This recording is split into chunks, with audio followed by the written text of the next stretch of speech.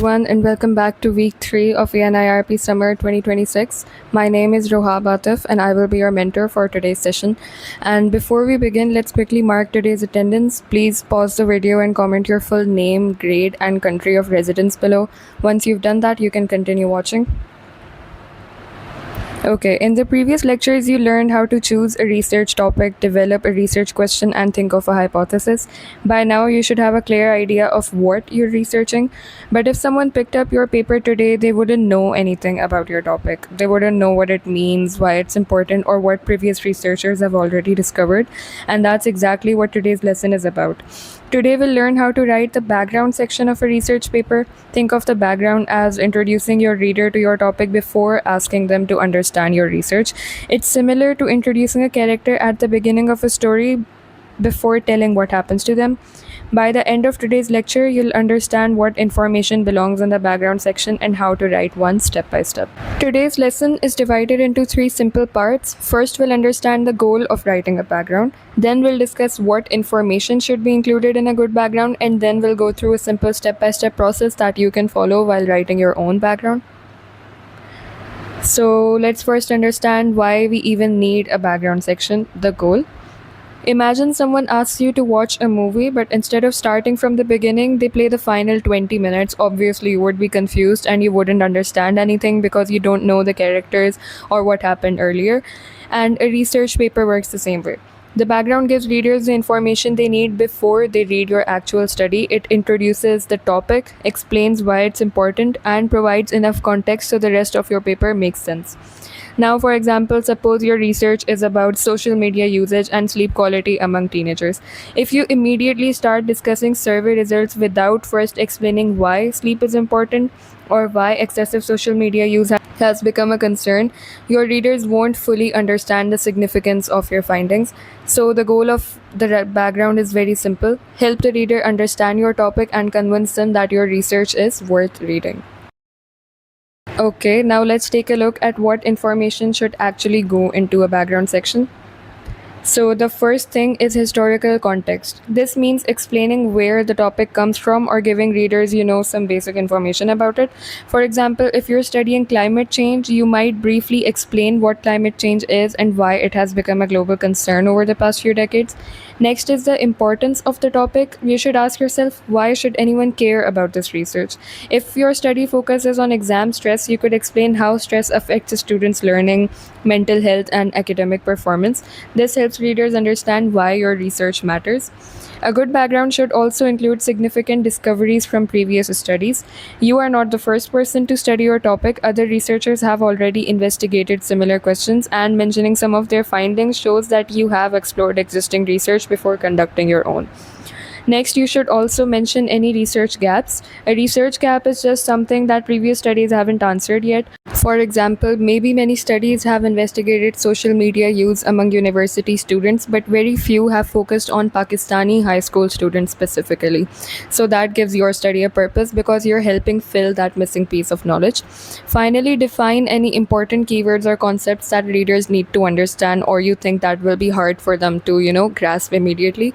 If your paper mentions terms like mathematics anxiety, academic burnout, or screen time, explain what those terms mean before using them throughout your paper. Remember that your readers may not already know these definitions. Now let's go through a simple process you can follow while writing your background. The first step is to research your chosen topic. Before you can explain something to someone else, you first need to understand it yourself, obviously. Read reliable articles, reports, and research papers so you become familiar with your topic. Second, you should define your topic. Imagine your reader has never heard about your topic before. Explain what it means in simple language. If your topic is mathematical anxiety, first explain what it is before discussing it further. The third step is to explain why your research is important. Ask yourself questions like why is this problem worth studying? Who does it affect? What could people learn from this research? This helps readers understand the value of your work. The fourth step is to define important ideas, theories, and keywords related to your topic. This doesn't mean defining every difficult word, only explain concepts that readers need in order to understand your research, okay? Finally, discuss previous studies that relate to your topic. Explain what other researchers have already discovered and how those studies connect to your own research. This also helps identify any research gaps that your study hopes to address. If you follow these 5 steps, you will already have a strong and well organized background section. Let's now look at the first example on the slide. This example is about mathematical anxiety. Notice how the paragraph doesn't immediately begin discussing the research. Instead, it first defines the topic by explaining that mathematical anxiety refers to negative emotional reactions people experience when faced with maths. This helps readers understand exactly what the paper is talking about. The next paragraph explains what mathematical anxiety looks like in real life. It means symptoms such as nervousness, helplessness, depression, and even avoiding maths classes altogether. This gives readers a clearer picture instead of just providing a definition. The paragraph then explains why the topic is important. If students develop severe mathematical anxiety, it can negatively affect both their academic performance and even their future careers. This tells readers why the problem deserves attention. Finally, the writer refers to previous studies that found similar results. This shows that the statements being made are not simply personal opinions and they're supported by scientific evidence. Notice how the paragraph flows naturally. It starts by explaining the topic, then discusses its importance, and finally supports those ideas using previous research. That is exactly the structure you should aim for in your own background. Remember, this example is only meant to show you the writing style. Do not copy it into your own paper. Let's look at another example. This background focuses on LPG cylinders and fire safety. The paragraph begins by explaining what LPG cylinders are and how commonly they're used in households and vehicles. Again, the writer starts by introducing the topic instead of assuming readers already know about it.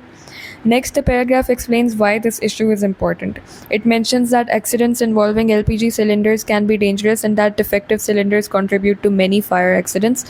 This immediately tells readers why the research matters. After establishing the importance of the topic, the writer supports these claims using findings from several previous studies and official reports. Different researchers are cited to explain how faulty valves can lead to gas leaks and explosions, while fire department records are used to show that this is a genuine public safety concern. Notice that the writer isn't simply listing facts. Every sentence helps answer one important question: why should readers care about this research? Basically, whether your topic is climate change, sleep stress, physical activity, or social media, whatever it is, your background should follow the same pattern. Introduce the topic, explain why it's important, define important concepts, and support your discussion with previous research. And that brings us to the end of today's lecture. To summarize, the purpose of the background section is to introduce readers to your topic before they read the rest of your paper. A strong background should explain what your topic is, why it's important, define any important concepts, discuss previous studies, and highlight any gaps that your research aims to address. For this week's assignment, you'll begin writing the background section of your own research paper by following the steps we've discussed today. Take your time to research your topic carefully, use reliable sources, and write everything in your own words. Remember, the examples shown in today's lecture are only references to help you understand the structure. They should never be copied. If you have any questions while working on your assignment, feel free to reach out to your mentor on Discord or ask during the live query session this weekend. Thank you for watching, and I'll see you in the next lecture. Good luck.